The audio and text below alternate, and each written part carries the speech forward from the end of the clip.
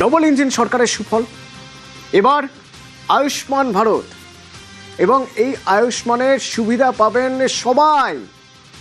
সবাই পাবেন আয়ুষ্মানের সুবিধা। যাদের যাদের স্বাস্থ্যসাথী কার্ড ছিল তারা সবাই আয়ুষ্মানের সুবিধা পাবেন। এছাড়াও যাদের স্বাস্থ্যসাথী কার্ড নেই তারাও আয়ুষ্মানের জন্য নতুন করে আবেদন করতে পারবেন। গোটা দেশে আয়ুষ্মানের সুবিধা পাওয়া যাবে। জুলাই থেকেই রাজ্যে আয়ুষ্মান ভারত, প্রাথমিকভাবে 6 কোটি মানুষ এই প্রকল্পের সুবিধা পাবেন। এক দেশ এক স্বাস্থ্য। আয়ুষ্মান ভারতের সুবিধা 36,000 হাসপাতাল নার্সিংহোমে, যেক্ষেত্রে এর আগে 2,800 হাসপাতাল নার্সিংহোমে স্বাস্থ্যসাথীর সুবিধা মিলত। এবার 36,000 হাসপাতাল নার্সিংহোম।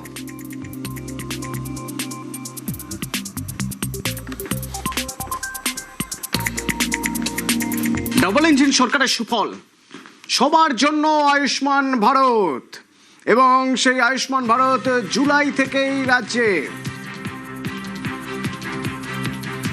প্রাথমিকভাবে কত মানুষ তাহলে এই প্রকল্পের সুবিধা পাবেন? সোমরাজ আছে আমার সঙ্গে, কথা বলবো। সোমরাজ, যখন আয়ুষ্মান ভারত প্রকল্পের প্রথম ঘোষণা হয়েছিল বা বলা হয়েছিল যে এবার এই রাজ্যে আয়ুষ্মান ভারত হবে, তারপর থেকে বিভিন্ন সোশ্যাল মিডিয়ায় এবং বিভিন্ন জায়গায় কারা কারা আয়ুষ্মান ভারত পেতে পারেন তার বেশ কিছু লিস্ট, বেশ কিছু তালিকা, ক্রাইটেরিয়া সেসব ঘুরছিল। শেষমেশ সেই সব জল্পনার অবসান, সবাই পেতে পারেন আয়ুষ্মান ভারতের সুবিধা। দেখো, একদমই মুখ্যমন্ত্রী শুভেন্দু অধিকারী একটা বিষয় স্পষ্ট করে দিলেন। স্বাস্থ্যসাথীর অধীনে বর্তমানে 6 কোটি কার্ড রয়েছে, আর এই স্বাস্থ্যসাথী প্রকল্পের অধীনে যারা রয়েছেন সবাই ধীরে ধীরে আয়ুষ্মান ভারতের মধ্যে অন্তর্ভুক্ত হয়ে যাবেন। অর্থাৎ আয়ুষ্মান ভারতের সুবিধা সবাই পাবেন, এই বিষয়ে স্পষ্ট করলেন মুখ্যমন্ত্রী শুভেন্দু অধিকারী। শুধু তাই নয়, যারা নতুন করে আয়ুষ্মান ভারতের জন্য আবেদন করতে চান তাদের জন্য স্পষ্ট বার্তা দিলেন মুখ্যমন্ত্রী। 1 জুনের পর থেকে এনরোলমেন্ট প্রক্রিয়া শুরু হয়ে যাবে। অর্থাৎ যারা স্বাস্থ্যসাথী প্রকল্পের অধীনে যাদের কার্ড ছিল তাদের অটোমেটিক্যালি এনরোলমেন্ট শুরু হয়ে যাবে আয়ুষ্মান ভারতের অধীনে, এবং ধীরে ধীরে এই প্রক্রিয়া চলতে থাকবে।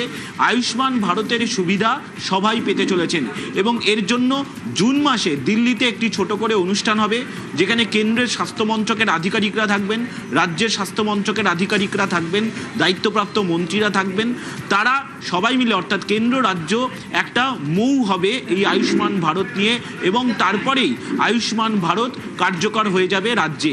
তবে শুধুমাত্র রাজ্যের, মানে এ রাজ্যে নয়, যারা এ রাজ্যেরই বাসিন্দা কিন্তু কাজের সূত্রে বাইরে থাকেন, পড়াশোনার সূত্রে বাইরে থাকেন, তারাও এই সুবিধা পাবেন।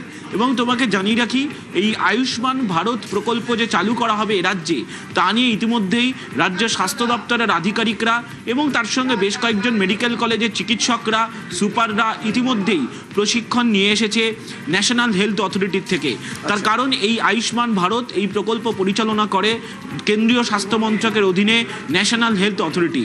তাদের তরফে কলকাতায় এসে ইতিমধ্যেই প্রশিক্ষণ দেওয়ার কাজ শেষ হয়েছে, এবং এই ন্যাশনাল হেলথ অথরিটির অধীনে যে আয়ুষ্মান ভারত প্রকল্প পরিচালনা করা হয় তার জন্য কি কি গাইডলাইন রয়েছে, এই গাইডলাইন নিয়ে এ রাজ্যে সেই গাইডলাইনের কি কি অংশ কার্যকরী করা হবে তা নিয়েও বিস্তারিত আলোচনা হয়েছে গত কয়েকদিন ধরে দফায় দফায়। ফলত আর সময়ের অপেক্ষা, কিছুদিনের মধ্যেই অর্থাৎ জুন মাসের প্রথম সপ্তাহ থেকেই এই আয়ুষ্মান ভারতের অধীনে এনরোলমেন্ট প্রক্রিয়া শুরু হয়ে যাচ্ছে, এবং তারপরেই এ রাজ্যের মানুষ আয়ুষ্মান ভারত প্রকল্পের সুবিধা পাবেন। এবং আয়ুষ্মান ভারতে একটা বিষয় স্পষ্ট বলা আছে, শুধুমাত্র এ রাজ্যের হাসপাতালে নয়, তুমি জানো অনেকেই এ রাজ্যের মানুষ যারা ভেলোরে ট্রিটমেন্ট করাতে যান, তারা হয়তো পড়াশোনার জন্য যাচ্ছেন, বা তারা হয়তো ভিন রাজ্যে চাকরি সূত্রে রয়েছেন, বা চিকিৎসা করাতে যাচ্ছেন ভিন রাজ্যে, তারাও এই আয়ুষ্মান ভারতের সুবিধা পাবেন। সোমরাজ, সঙ্গে থাকো। মুখ্যমন্ত্রী শুভেন্দু অধিকারী কি বললেন শুনবো। আয়ুষ্মান ভারতে ইতিমধ্যে এনরোলমেন্টের কাজ শুরু হয়েছে। আমাদের বিশ্বাস যে জুলাই মাস থেকে আয়ুষ্মান ভারতের কার্ড আমরা দিতে পারবো, এবং তার বেনিফিট গোটা ভারতবর্ষে আয়ুষ্মান ভারত কার্ড হোল্ডাররা পাবেন। স্বাস্থ্যসাথী কার্ডের সঙ্গে যুক্ত এমন 6 কোটিরও বেশি যারা কার্ড হোল্ডার, তাদেরকে আয়ুষ্মান ভারতে এক্ষুনি নিয়ে যেতে পারবো। পরে পরে এই সংখ্যা আরো বৃদ্ধি পাবে, এবং যারা নতুন করে আয়ুষ্মান ভারতে যুক্ত হতে চান তাদের ক্ষেত্রেও অপরচুনিটি থাকছে।